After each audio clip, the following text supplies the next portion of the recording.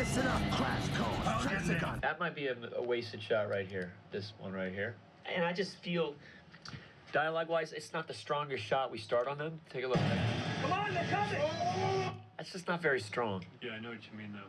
What? Something that is wider from behind. So you can see the green ahead, you can see Bumblebee standing up. And you'll see it in the other shots, but I just think we got to scour through, you know, this idea. You know what I'm saying? These kind of things, which are there's some good moves. There's definitely stuff. I thought we came in front of the guns.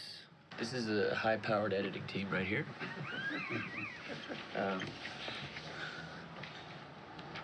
Look at them. They're a quiet bunch. They're a very quiet bunch. They're editors. But they're here to save my ass today, okay? So you go from this shot. Don't! Get that. Guys, just calm down. And then anyway, to that. Tessa to Tessa. Okay. You can't go back to the ship. To that. Because that way he's sympathetic until she's like, you're gonna miss graduation, and then he starts. Then he gets mad at her. So he doesn't get mad a couple of times. What we're doing is we are going through very detailed movie, and we're just like each guy getting assigned something, so that we all come back together and kind of make a lot of forward momentum progress. I think it's a good idea to play with the idea of the overhead to bridge this and the takeoff. Yeah, want to try that? There's a lot of animation time. You know, when voices start rolling in, it takes away editor a full day.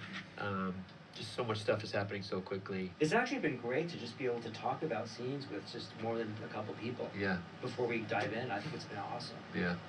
That's what we call it, the editorial symposium, right? The basketball team. The basketball team. Yeah, we've got this. See this? This is we decide which Avid the person's going to. Yeah. Okay? Goldenberg, you're in. You're going to Avid 3. Martin, you're low post. Why do you think 5 editors? It's just, these are the movies where it's a massive undertaking. This is not a one. And also, we have to get these visual effects shots in as soon as we can from at this point, and so we got to attack them. Here we are right here. This is ILM. Hi guys. Hello, Michael. Welcome to my Miami home. What are we gonna go over today? We've got some turnover questions and some shots for you to look at. Michael is amazingly involved at every level of the CGI production. He gets very, very involved with us as soon as he's done shooting and as he's editing. We have a Teradici system, which is essentially an open window to our network. That's on a very fast internet pipe. The different colors will come up here, look.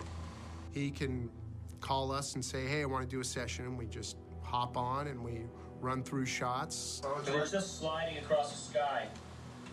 I like seeing the things, but just a little turn clockwise. Just start giving a little clockwise as it's going, all right? It's all live, and he can act out scenes. Maybe like a stall of some sort. Just more of a... What are they doing? Stop? Like a flap stall, you know, just kind of... He can give us feedback on the fly. We can pull up anything on our network and show it to him right away. Oh, we haven't looked at this in a while. Just added some thruster animation on the bottom of the night ship, and just wanted to make sure we're okay with this. It's good. We can look at every single shot that's in progress, pull up anything that we've done before or what's happening right now. We can scroll through, we can look at it frame by frame, we can draw pictures. Here's Bumblebee's body.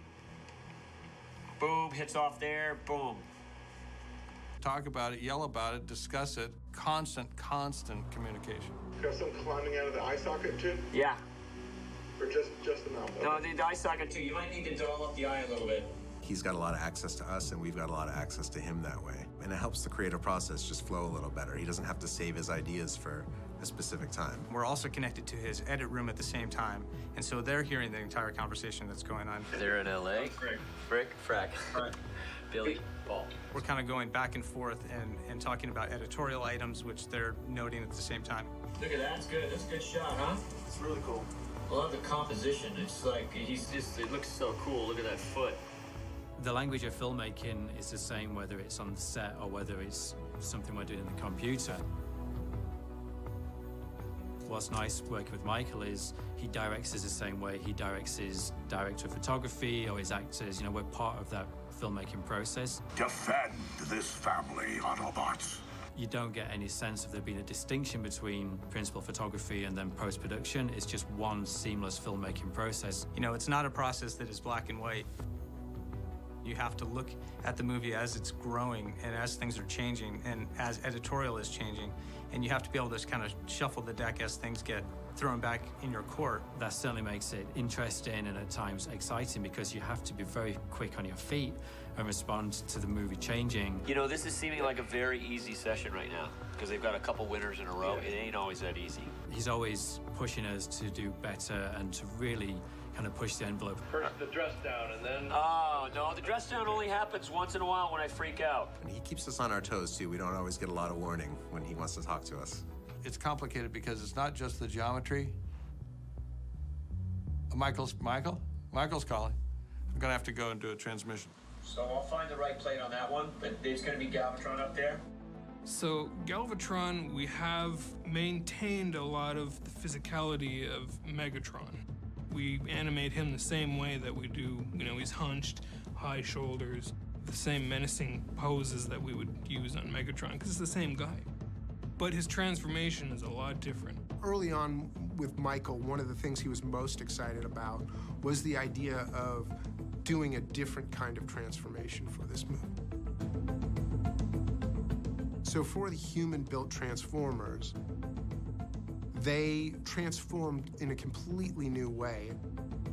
They don't do the mechanical switchover that you're used to seeing where, all right, you've got a car and parts of it start to open up and fold over, and it feels real. It feels like a mechanical device that's really unfolding and changing. Now, in this system, this is a new style of transformation that comes from Transformium. We disassemble an object into thousands of tiny pieces, transport that through space in a very art-directed way, and then reassemble the inverse of whatever was disassembled. And the disassembly and the reassembly have their own unique characteristics as well. So in addition to dicing up the object into cube components, we also reveal wireframe meshes, like a cage system is what we call it. So the cage system is kind of like a skeleton, and a lot of the cubes slam into place and they form the skin of the robot or the mechanical innards. Those involved a lot of geometry processing, a lot of physics, a lot of lighting. It pretty much hit every aspect of our pipeline.